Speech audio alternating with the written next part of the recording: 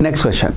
Question says two equal positive charges are kept at point A and B. The electrical potential at the point between A and B, excluding these points, is studied while moving from A to B. तो A से B हम जा रहे हैं, तो scenario ये कि यहाँ पे मान लीजिए आपका प्लस क्यू चार्ज रखा हुआ है और यहाँ पे आपका दूसरा प्लस क्यू चार्ज रखा हुआ है. ये पॉइंट A और ये पॉइंट B, दोनों के बीच का डिस्टेंस मान लीजिए हमारा R है.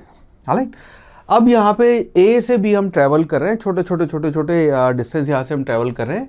अब यहाँ पे सवाल ये है कि क्या था, इलेक्ट्रिक पोटेंशियल जब हम यहाँ से यहाँ ट्रैवल कर रहे हैं तो इलेक्ट्रिक पोटेंशियल की जो वैल्यू आएगी जब किसी भी एक आप पॉइंट पे हैं, उसकी वैल्यू है continuously increases, continuously decreases, increases then decreases या फिर decreases then increases. Now conceptually अच्छा सवाल है, मुश्किल नहीं है.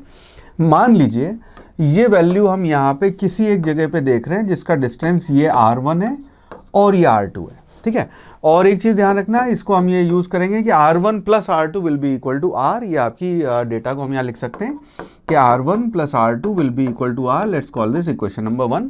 ये आपका इस लोकेशन पे आप कोई भी रैंडम आपकी लोकेशन है वहाँ पे आप पोटेंशियल देख रहे हैं. नाउ यहाँ पे आप पोटेंशियल जो है, इन जनरल हम पोटेंशियल एक पॉइंट चार्ज की वजह से लिखते हैं KQ/R.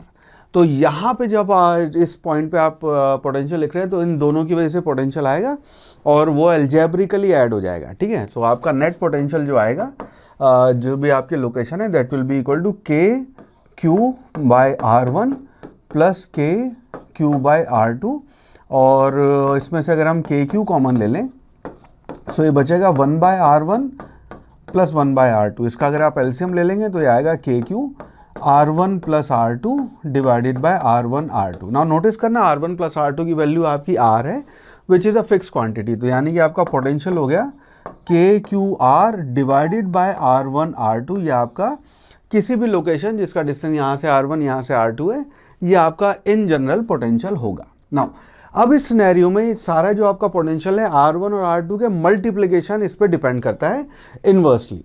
अब इस केस में मान लीजिए आप डिस्टेंस है, इसको पहले अंदाजे से करते हैं, फिर इसकी कैलकुलेशन भी करना चाहें वो कर सकते हैं.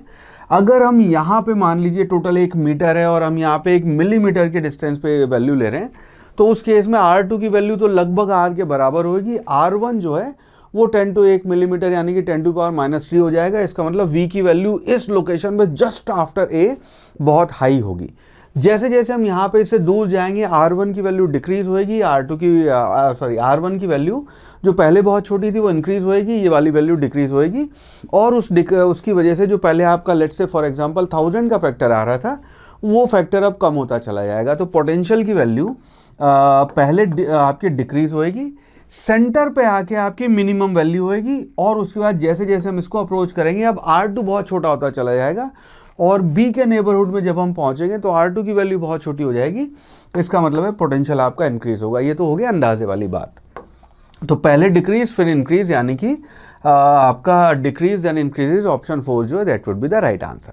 नाउ अब कभी कोई भी दो क्वांटिटी है जिनका आपको मल्टीप्लिकेशन है वो मैक्सिमाइज करना है, तो एक तरीका तो है कि इसको आप डिफरेंशिएट करके इक्वल टू 0 रख दें फर्स्ट डिफरेंशिएशन और उसकी वैल्यू कैलकुलेट करें. इसको मैं फिर आपको एक और अंदाजे वाला तरीका बताता हूँ. जैसे फॉर एग्जांपल मान लीजिए क्वांटिटी है 10, उसको आप इंटीजर्स में ब्रेक करना चाहते हैं सच दैट उनका प्रोडक्ट मैक्सिमम आए. इस केस में प्रोडक्ट मैक्सिमम क्योंकि ये डिनोमिनेटर में, तो जब भी ये प्रोडक्ट मैक्सिमम होगा पोटेंशियल की वैल्यू मिनिमम हो जाएगी बिकॉज डिनोमिनेटर में इन्वर्सली प्रोपोर्शनल है. इसको अगर आपने ब्रेक किया 1,9 से, इन दोनों का मल्टीप्लिकेशन आएगा 9. दूसरा तरीका है, इसको हमने इंटीजर्स में ब्रेक कर रहे हैं, 2 और 8 में ब्रेक किया तो इनका प्रोडक्ट आएगा आपका 16. 3 और 7 में ब्रेक किया तो इनका प्रोडक्ट आएगा आपका 21. इसको 4 और 6 में ब्रेक करेंगे तो 24. 5,5 अगर आप इसको दोनों बराबर वैल्यू लेते हैं 5,5 तो ये प्रोडक्ट आएगा आपका 25. नाउ इसके बाद ये साइकिल फिर रिपीट हो जाएगी. तो मैक्सिमम दो क्वांटिटी है जिनका सम फिक्स्ड है, उनको जब आप ब्रेक कर रहे हैं तो उसका मैक्सिमम वैल्यू तब आएगी जब वो दोनों वैल्यू बराबर होंगी.